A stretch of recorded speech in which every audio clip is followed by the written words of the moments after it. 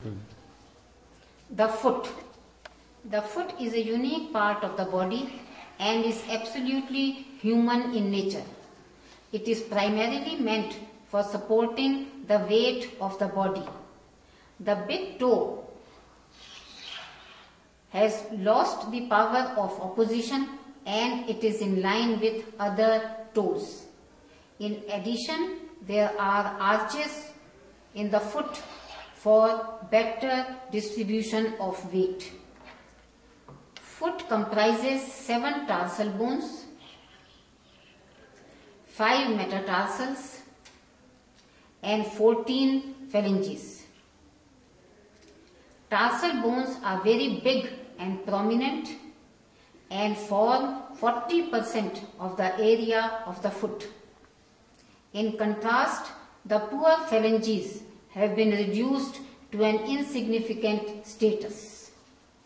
Tarsals are 7 in number.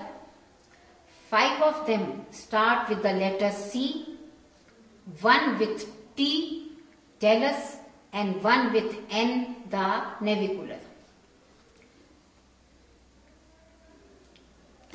The largest is the calcaneus. It forms the heel of the foot. Next smaller is the cuboid with a groove for the tendon of peroneus longus. Next smaller is the medial cuneiform bone for attachment of tibialis anterior and peroneus longus. Next smaller is the lateral cuneiform for articulation with the cuboid. The smallest C bone is the intermediate cuneiform lying between medial and lateral cuneiform bones. T. 6 is the talus, very significant bone with numerous ligamentous attachments. No muscle is attached to talus. It is only joining the various bones of the foot and leg. N is the 7th navicular bone into which major part of important tibialis posterior is inserted. Brief description of the tarsal bones is as under. Talus. Talus is an important tarsal bone. It forms the ankle joint. It also forms the subtalar joint between the talus and the calcaneum, and anteriorly it forms talocalcaneo-navicular joint. The head of the talus forms the talocalcaneo-navicular joint. Neck is directed downwards, forwards and medially. The head of talus forms the talonavicular joint. Inferior surface of head shows an anterolateral facet for anterior facet of calcaneum, a middle facet for the middle facet of calcaneum which is on the sustentaculum tali. The neck is directed downwards, forwards and medially. The dorsal surface of neck. The dorsal surface of neck gives attachment to capsular ligament of the ankle joint and dorsal talonavicular ligament. And the lateral surface of neck gives attachment to anterior talofibular ligament. The plantar surface of the neck has a groove which is known as sulcus tali.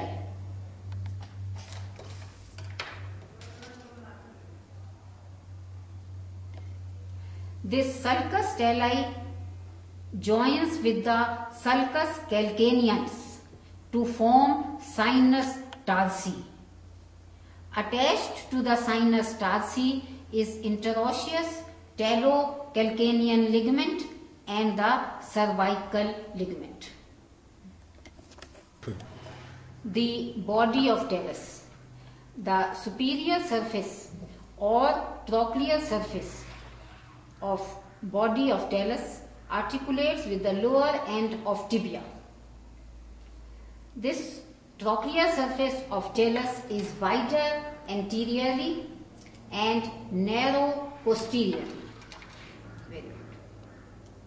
The same is the case with tibia. The tibia surface is also wider anteriorly and narrow posteriorly. This has an important bearing on people wearing high heels.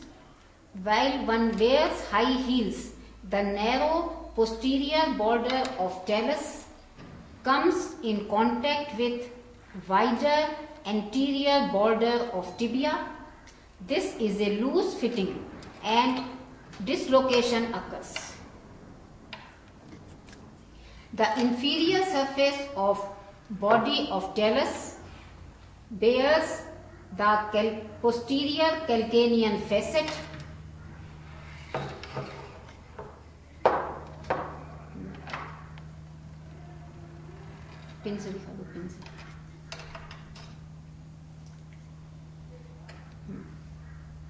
and forms the subtalar joint. The medial surface. Medial surface of talus is comma shaped in the upper part and it articulates with the medial malleolus. The lower pitted part gives attachment to deep fibers of the important deltoid ligament. The lateral surface of body of talus articulates with the lateral malleolus.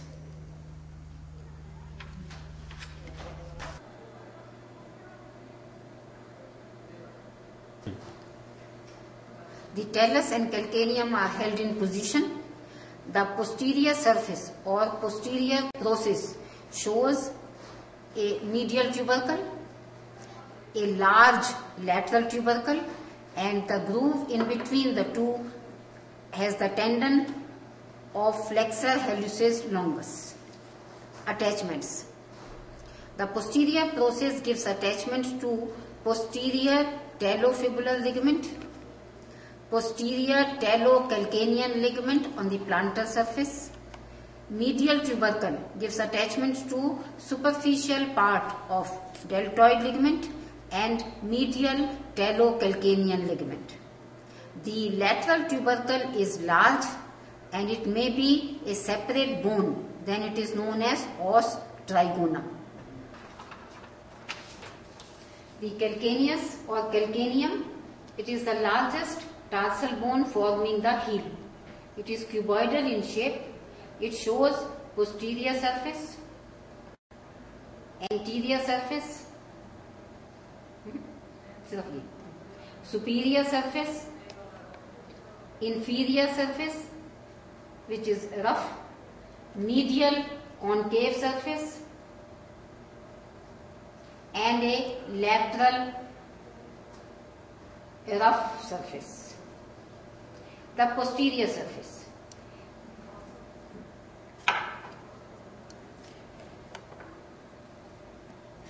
Upper area of posterior surface is covered by a bursa.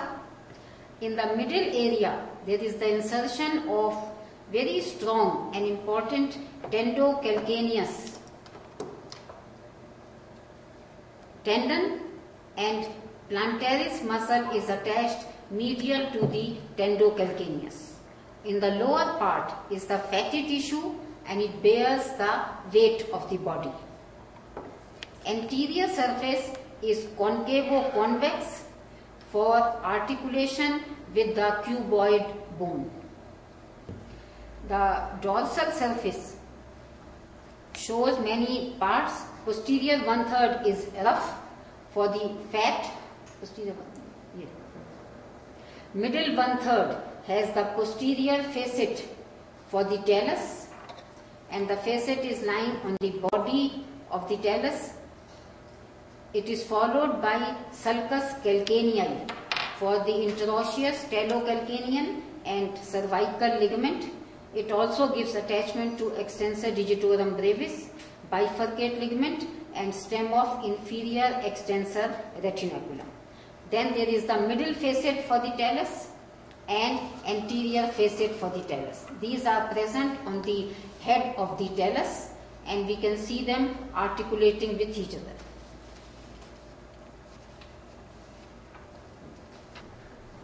The plantar surface is rough.